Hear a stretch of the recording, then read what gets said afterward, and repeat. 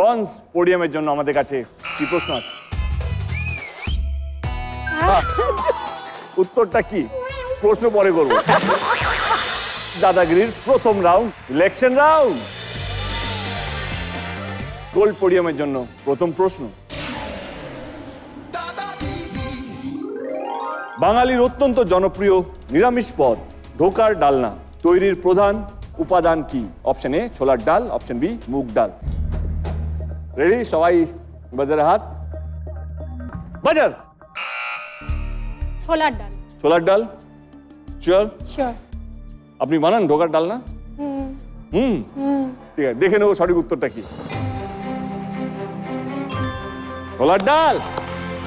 তাহলে প্রথম প্রশ্নের উত্তর দিয়ে দক্ষিণ 24 পরগনা চলে যাচ্ছে সানরাইজ গোল্ড পোডিয়ামের সঙ্গে পাবে 10 points. Rima, congratulations. Thank you so much. এবারে যাব আমরা সিলভার পোডিয়ামের জন্য। Question please. 12তম ভারতীয় ক্রিকেটার হিসেবে আইসিসি হল অফ ফেমে যুক্ত হয়েছেন এদের মধ্যে কে? Option A Sourav Ganguly, option B VVS Lakshman.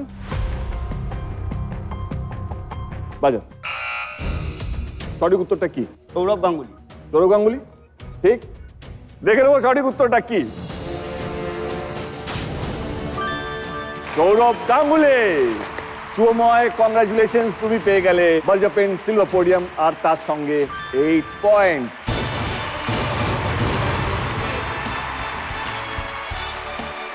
চারজন পার্টিসিপেন্ট, প্রশ্ন একটা। এদের মধ্যে কে যাবে আমাদের দাদাগিরি ব্রঞ্জ পোডিয়ামে? সবাই রেডি? ইয়েস।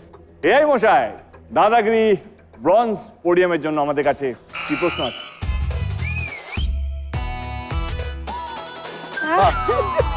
উত্তরটা কি? প্রশ্ন পরে করব। বলো উত্তরটা কি? উত্তরটা আই লাভ দেব।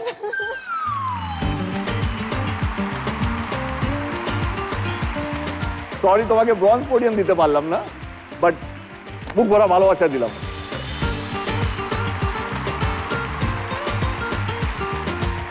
এই মশাই, দাদাগিরি ব্রঞ্জ পোডিয়ামের জন্য প্রশ্ন। কোনো ব্যক্তি যদি নিজের জীবন কাহিনী নিজেই লেখেন তাকে কি বলা হয়? Option A biography, option B autobiography. বাজার। বলুন sir. Autobiography. Autobiography, option B. Option B. কি মনে হচ্ছে? অটোবায়োগ্রাফি। পার্থবাবু বলছে অটোবায়োগ্রাফি। দেখে নিই সঠিক উত্তরটা কি। Right answer. পার্থবাবু পেয়ে গেল দাদাগিরি ব্রঞ্জ পোডিয়াম আর তার সঙ্গে 6 পয়েন্টস।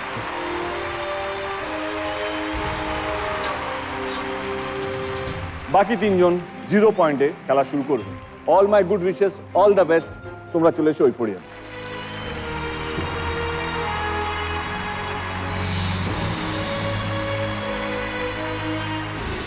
আমরা এখন দেখে নেব সানরাইজ স্কোরবোর্ড।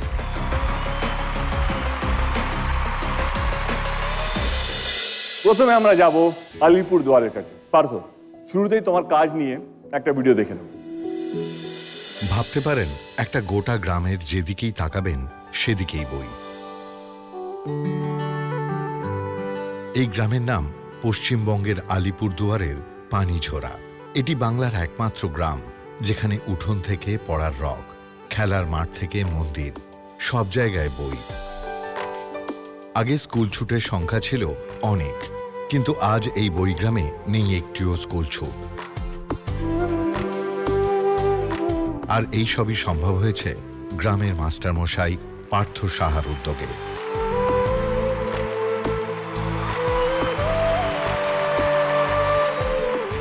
বইগ্রামের এই আইডিয়াটা এলো কোথা থেকে? আমার স্কুল দমনপুর হাই স্কুল। এই দমনপুর, কালকুট, গরমবস্তি, পানিঝোরা যে অঞ্চলগুলো বক্সা ফরেস্টের কিছু ট্রাইবাল ভিলেজ, তারা স্কুলে আসতোই না। চ্যালেঞ্জ এটাই, ওই লাইফস্টাইল থেকে নিয়ে গিয়ে পড়াশোনা করানো মানে হলো ওই যে প্রতিদিনের যে আর্থিক একটা সমস্যা, সেই সমস্যার থেকে একটা উত্তরণ কিভাবে হতে পারে। শুধু একটাই কথা বলেছিলাম, একটা প্রজন্মকে স্যাক্রিফাইস করতে হবে। একটা প্রজন্ম যদি স্যাক্রিফাইস করতে পারে তাহলে হয়তো পরের প্রজন্ম সত্যি এর সুফল পাবে।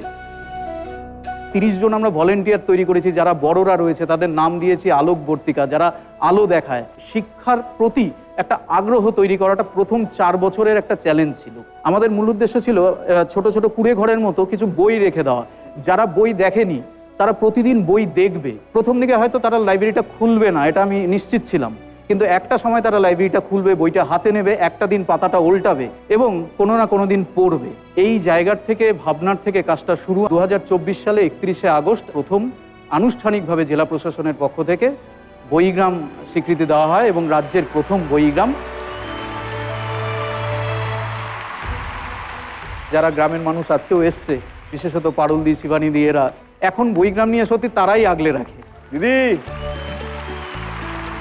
নমস্কার বলবো না, আমি বলবো আমার প্রণাম নেবেন। আমি আপনাকে একটা বড় মনে করি না, ছেলের মতন মনে আমি করি। আপনার ছেলেরই। হ্যাঁ, সানুদাকে সামনাসামনি দেখতে পেরে খুব ভালো লাগছে। আই লাভ ইউ সানুদা। থ্যাংক ইউ ধন্যবাদ। নমস্कार नमस्कार। सानुदाको रातो टिका निधारमा टलक्कै टल्कियो। यति राम्रो लाग्यो हेर्नुलाई सानुदालाई। म त बरिसाउँछु बोल्दै बोल्दिन,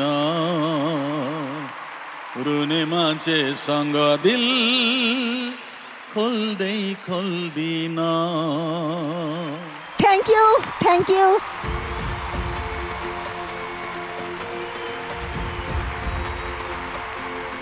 তোমারও তো একটা স্কুল আছে সামনে। ইয়েস একটা না, এখন 4টে হয়ে গেছে। 4টে। আজকে আমার একটা স্কুল চলছে কুমার শানু বিদ্যানিকেতন নাম, ক্যানিংয়ে। বাকি স্কুলগুলো রয়েছে, একটা দিল্লিতে আছে, একটা গুরগাঁওতে আছে, আর একটা নয়ডাতে আছে। বাচ্চাদেরকে প্রথমে স্কুলে আনতে গিয়ে যে মানে ঝামেলাটা আমাদের পোয়াতে হয়েছিল, তুমি যেমন বলছিলে, আমার ঠিক সেই কথাই মনে পড়ছিল। আমাকে তাদের ফ্যামিলিদের চাল, আলু আর তেল 1 সপ্তাহের জন্য দিচ্ছি এক একটা করে, তার জন্য তারা বাচ্চাদেরকে পাঠিয়েছে এবং ধীরে ধীরে ধীরে ধীরে ধীরে এখন 400-500 বাচ্চা পড়ে। Very good, I proud of you. যদি কোনোদিন প্রয়োজন মনে করো, আমি সবসময় আছি। একদম। দক্ষিণ 24 পরগনা, রিমা। যারা বয়স্ক মানুষ আছেন তাদের পাশে দাঁড়ায় আমাদের রিমা। বয়স বাড়ার সঙ্গে সঙ্গে শরীরের যেমন যত্ন দরকার, তেমনই দরকার একজন মানুষের যে মন দিয়ে কথা শুনবে, সময় দেবে, পাশে থাকবে। কিন্তু আজকের দিনে কাজের সূত্রে পড়াশোনার জন্য অনেক ছেলে মেয়েই বাইরে থাকে, তাই চাইলেও মেটানো যায় না বাবা মায়ের কষ্ট।